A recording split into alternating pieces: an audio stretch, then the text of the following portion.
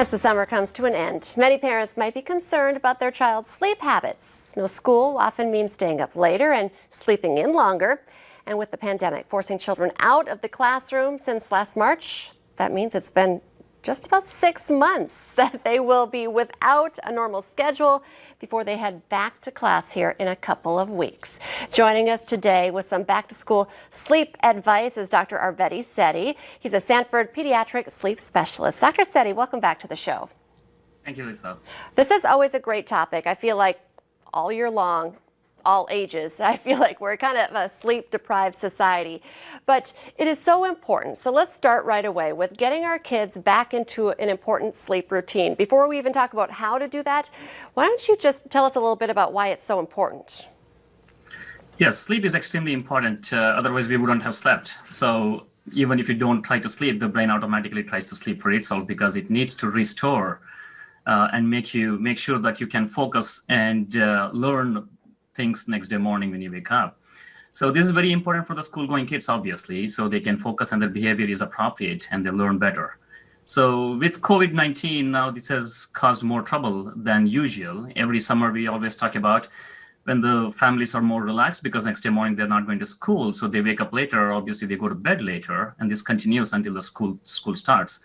But COVID-19, like you said, it's about 6 months that they have not been going to school, so this has caused more trouble.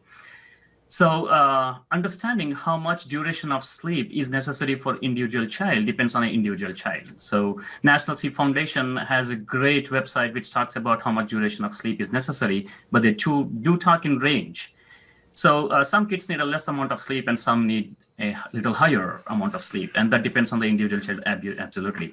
So how do we know that? So if a child wakes up in a good mood and no headaches in the morning, so it is understood that that amount of sleep is more than enough for that kid. So once we know that, if especially they have been struggling to go to bed sooner, then what they can do is go to bed at the same time they have been going to summer.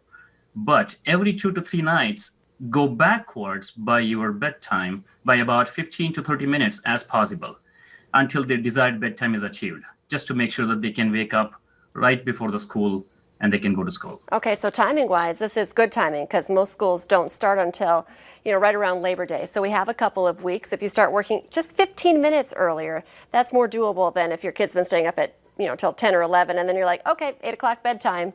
That's going to be a hard one to sell. What are some other tips as well, just to kind of help kids, wind down?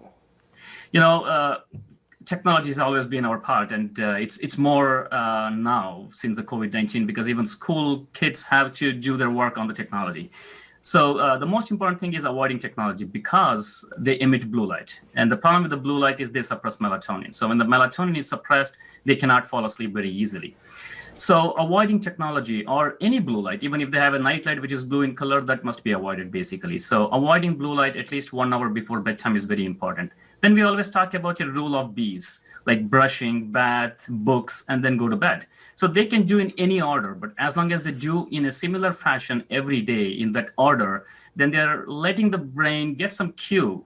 And when the brain gets a cue that the child is falling asleep, then it starts secreting melatonin. So that's very important. Now, then we talked about, go ahead. We talk about a bedroom environment too. So with respect to bedroom environment, we always talk about the first thing is light, just like we talked about. Then the sound, some teens, they usually use music to fall asleep because they say it's easier. Or some people, they actually turn on the television with a timer set off. But both of them are not a great option. Instead, they could actually use something which is consistent in rhythmic sound, which we always call a blue light, like a fan noise. So these are very helpful to fall asleep.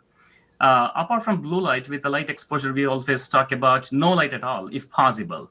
So dark shades or curtains, which limits external light, is also very important.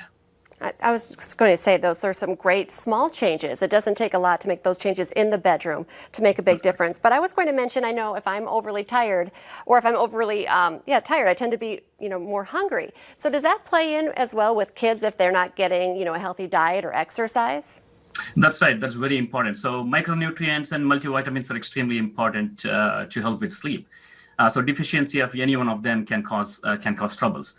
But most importantly, it's the iron deficiency or low iron. Some kids, they don't have iron deficiency, but lower end of iron. They usually present to us as restless sleeping. So making sure that they have enough iron in their body is very important, either by, they don't need to check it, but at least by increasing green leafy vegetables or red meat is probably very helpful.